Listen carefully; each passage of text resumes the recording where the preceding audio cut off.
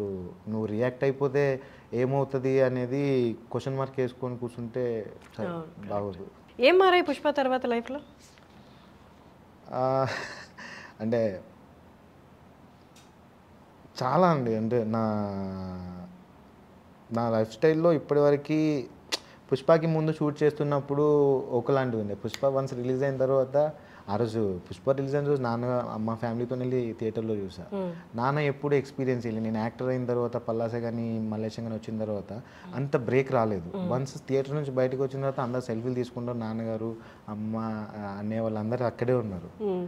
అరే నేను అనుకున్నా ఏదో రోజు ఇది జరుగుతుంది, పుష్ప రిలీజ్ అంటే ఖచ్చితంగా వెళ్తాం, మా నాన్న చూడాలి, నాన్నకి మంచి హ్యాపీ అవుతుందేమో అని చెప్పి చాలామంది సెల్ఫీలు తీసుకున్నారు. సో అక్కడ నుంచి మొదలు పెడితే నేను ఉండే విధానం కానీ తీసుకునే ప్రాజెక్టులు కానీ అవి చాలా చేంజెస్ ఉన్నాయి. చేంజ్ చేసాయి యాక్చువల్లీ. లైఫ్ స్టైల్ ఏం చేంజ్ అయింది? కొద్దిగా అంటే అంతకుముందు ఎక్కువ మందిని కలిసేవాడిని, ఇప్పుడు కొంచెం టైం ఉండట్లేదు. ఓకే, ఫ్రెండ్స్ తిట్టట్లేదా? నా 10th క్లాస్ ఇంటర్మీడియట్ ఫ్రెండ్స్ అయితే వేరేలా ఉంటుందంట. ఇక్కడ ఫిలిం పర్సన్స్ అంటే పుష్పకు ముందు మీకున్న ఫిలిం ఫ్రెండ్స్ బాగుంటారండి. ఆల్మోస్ట్ థియేటర్ ఫ్రెండ్సే ఉన్నారు నాకు. వాళ్ళని కలుస్తుంటారా? అందరు కలుస్తూ ఉంటారు. వాళ్ళు తిట్టట్లే? క్యాజువల్గా మాట్లాడతారు. ఏమో ఆయనకాలు తిట్టుకుంటారు కావచ్చు, కానీ అదంత పెద్ద బాగుంటారు, చాలా బాగుంటారు. ఇప్పుడు ఆర్టిస్టులు నాకు మెసేజ్ పెడతా ఉంటారు, అన్న ఒక ఛాన్స్ అన్న అదన్నా ఇదన్నా అని చెప్పి. ఒక ఛాన్స్తో ఏం ఒరగదండి, అస్సలు ఒరగదు.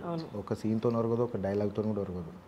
నువ్వైనా పర్ఫామ్ చేసావా, నువ్వేంటి కొంచెం ఈ యాక్టర్ కొంచెం బ్రేక్ రాకపోయినా కూడా ఏదన్నా ఏదో ఒక సినిమా చూసి ఏదో ఒక దగ్గర ఏదో ఒక సీక్వెన్స్లో నచ్చొచ్చు ఏదో డైరెక్టర్కి, ఆయన అనుకున్న క్యారెక్టర్ అరే బాగున్నాడు కదా అని చెప్పి. బ్రేక్ రాకపోయినా ఏదైతే కొంచెం ఒక ఇంటి రోల్ చేసినప్పుడు నువ్వు ఎలా రియాక్ట్ అవుతున్నావు, ఎట్లా ముందుకు వెళ్తున్నావు అనేది తెలుస్తుంది. సో ఇట్లా చాలామంది మెసేజ్ పెడతా ఉంటారు. ఇప్పుడున్న సిచ్యువేషన్ ఏంటంటే హైదరాబాద్లో నాటకాలకి కొంచెం ఫేమ్ పెరిగింది. ఎందుకంటే తెలుగు విశ్వవిద్యాలయంలో ఉన్న థియేటర్ ఆర్టిస్టులు అందరూ నా ఫ్రెండ్సే. సో వీళ్ళందరూ ఏంటంటే థియేటర్ యాక్టింగ్ వర్క్షాప్ పెడతా ఉంటారు. వాళ్ళకు ఒకటి బషీర్ అన్న అని చెప్పి, అజయ్ అన్న అని చెప్పి, క్రాంతి మాస్టర్ అని చెప్పి వీళ్ళందరూ పెట్టి కొత్త వాళ్ళని ఒక 40 days వరకు వర్క్షాప్ పెట్టేసి వాళ్ళతో ఒక ప్లే చేయించేస్తారు అనమాట కొత్త వాళ్ళతో. ఎందుకంటే థియేటర్లో ఏమేమి ఉంటే అన్నీ వాళ్ళు ఒక 40 days వర్క్షాప్లో నేర్చుకొని వాళ్ళందరితో ఒక ప్లే చేయించేసి ఒక ధైర్యం వస్తుంది ఆర్టిస్ట్కి. సో ఇప్పుడు సినిమాల్లోనే ఉండాలా మనం, ఓటీటీ కంటెంట్స్లో వస్తున్న వీటిలోనే ఉండాలా మనం అనే ఒక థాట్ ప్రాసెస్లో ఉన్న యాక్టర్స్కి థియేటర్ యాక్టింగ్ ఇప్పుడు నెక్స్ట్ నాకు తెలిసి మాత్రం ఇంకొక 1 yearలో నాటకాలు నెక్స్ట్ లెవెల్ వెళ్ళిపోతాయి, ఖచ్చితంగా వెళ్తాయి, వెళ్ళాలని మనస్ఫూర్తిగా కోరుకుంటున్నా. సో అది ఇప్పుడు ఆడియన్స్ చూసే విధానం కూడా థియేటర్కి వెళ్ళి చూస్తారు, సరే ఓటీటీలో రిలీజ్ అవుతుంది అప్పుడు చూద్దాంలే అని ఒక కైండ్ ఆఫ్ ఉంటుంది. స్క్రీన్ మీద చూసేది ఎప్పటి నుంచో చూస్తున్నామండి మనం. ఈ నాటకాలు లైవ్ పర్ఫార్మెన్స్ అనేది ఎప్పుడో ఎక్కడో ఉంది, వెళ్ళి చూద్దాంలే అనే పర్సన్స్ వాళ్ళు వెళ్ళి చూసేవాళ్ళు. బట్ ఇప్పుడు ఏమవుతున్నాయంటే ప్లే బై ప్లే, ఒక ప్లే తర్వాత ఇంకో ప్లే బయటికి సోషల్ మీడియాలో పెట్టేసి ప్లే జరుగుతుందంటే మీరు కుదిరితే రంగభూమిలో ఎక్కువ జరుగుతూ ఉంటాయి.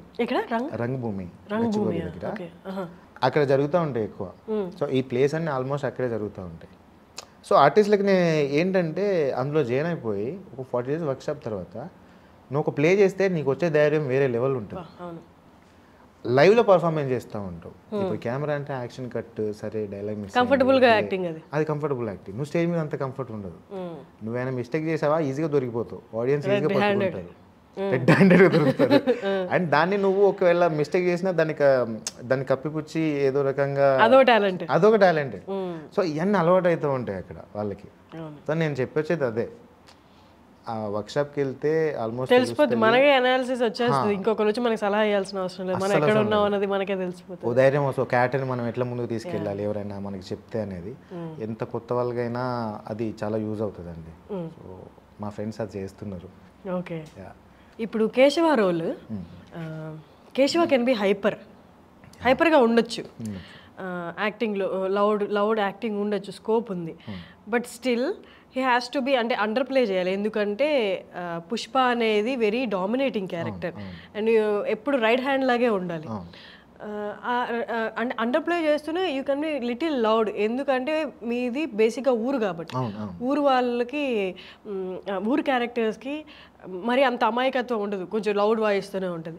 బట్ స్టిల్ మీరు ఎంత ప్లే చేయాలో ఎగ్జాక్ట్గా క్యాలిక్యులేటెడ్గా ప్లే చేశారు. అండ్ ఇంకొకటి సత్తిగాడి 2 ఎకరాల పొలం ఆ సినిమాలో స్టార్టింగ్లో ఒక సీన్ ఉంటుంది, ట్రక్ అమ్మేస్తున్నాను నేను రాను అని చెప్పడానికి. అన్ని మాట్లాడుతున్నాను చేస్తున్నాను, ఆ వీడియోలు చేసుకో మళ్ళీ డబ్బులు వస్తాయి అని అన్నప్పుడు మీరు ఆయన చూసి చాలామంది కెమెరా ఫేవర్గానే చెప్పాలి, డైలాగ్ అంటే జస్ట్ కెమెరా చూసే చెప్పాలి, కెమెరా కళ్ళు పెట్టి చెప్పాలి. మీరు అది కెమెరా చూడలే అక్కడ, దాని తల దించుకొని ట్రక్ ఆన్ చేస్తూ వద్దు రాను ఇంకా ట్రక్ అమ్మేస్తున్నా అంటే హౌ డిడ్ యూ క్యాలిక్యులేట్? అంటే కొన్ని డైలాగ్స్ కెమెరాలో చూసి చెప్పాల్సిన అవసరం, చూస్తేనే ఇంకా అది పెద్ద బూత్ అయిపోతుంది, ఇంటెన్స్ కనిపించదు. అండ్ పుష్పలో కూడా కొన్ని మీరు చెప్పాలనుకున్న పాయింట్ స్ట్రైట్గా చెప్తూనే but still I'm under you, నీ మంచిగా నేను కోరుకుంటున్నాను అన్నట్టు చెప్పారు. ఎట్లా హౌ డిడ్ యూ క్యాలిక్యులేట్ అంత యాక్టింగ్?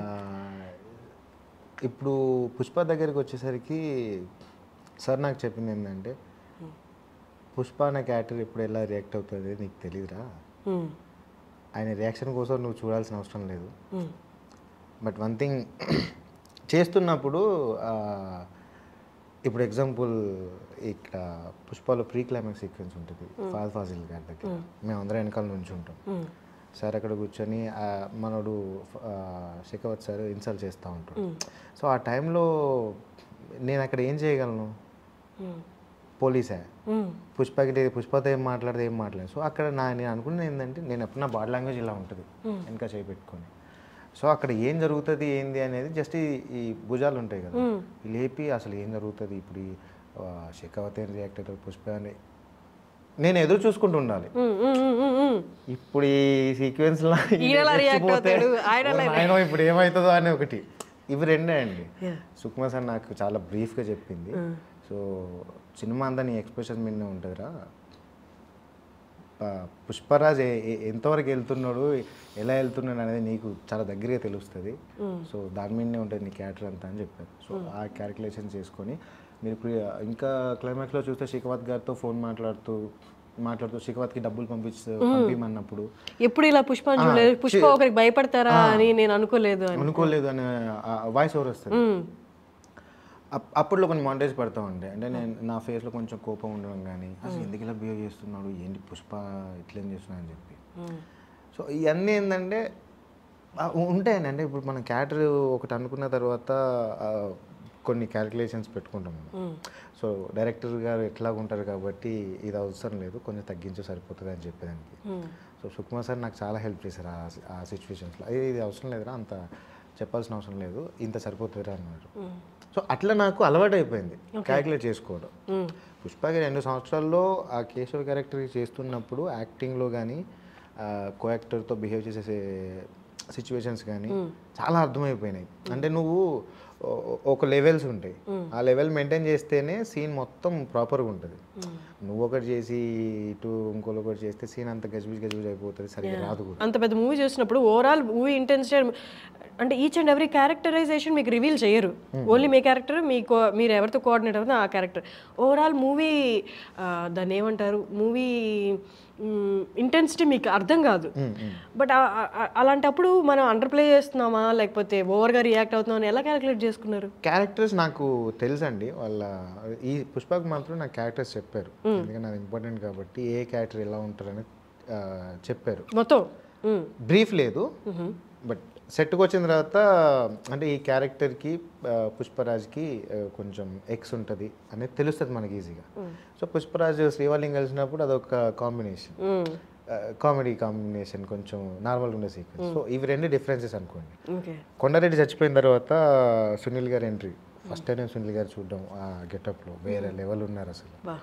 సో అక్కడ చచ్చిపోయింది, అక్కడ కొండారెడ్డి ఒక్కడే కాదు, మంగళం సీన్ బొమ్మది కూడా చచ్చిపోయి ఉంటాడు, డెడ్ బాడీ కూడా అక్కడే ఉంటుంది కదా. సో పుష్పరాజ్ చంపేసిన తర్వాత ఇక్కడికి వచ్చేసిన తర్వాత ఎంపీ వీళ్ళందరూ వస్తున్నారు, మంగళం సీన్ వస్తున్నాడు. సో బన్నీ సార్ పక్కనే నేను ఉంటా. మంగళం సీన్ ఎంట్రీ అవ్వగానే నేను పుష్పరాజ్ వైపు ఇట్లా ఒక లుక్ ఇస్తా. సో ఇవన్నీ చిన్న చిన్న ఏంటంటే అమ్మో ఇప్పుడు పుష్పరాజ్ ఏం రియాక్ట్ అవుతుందో ఏమవుతుందో అనే ఒక లోపల భయం ఉంటుంది. సో అది మీరు మళ్ళీ చూడండి కుదిరితే. సర్వైవ్ లుక్ ఇస్తాను వస్తాడు, అదంతా సీక్వెన్స్ జరుగుతూ ఉంటాయి. ఎందుకు చెప్పానంటే ఆ చిన్న చిన్న క్యాలిక్యులేషన్స్ అన్నారు కదా, అది చాలా ఇంపాక్ట్ క్రియేట్ చేస్తాయి క్యారెక్టర్కి. అంటే మనం ఇప్పుడు డైలాగ్ చెప్పాము, ఒక ఎక్స్ప్రెషన్ ఇచ్చాము, వెళ్ళిపోయాము అనేది కాకుండా మనకేం లేనప్పుడు కూడా నువ్వు ఎలా రియాక్ట్ అవుతున్నావు అనేది అర్థమైపోతూ ఉంటాయి. నీ క్యారెక్టర్కి నువ్వు ఎంత ఏం చేస్తున్నావు.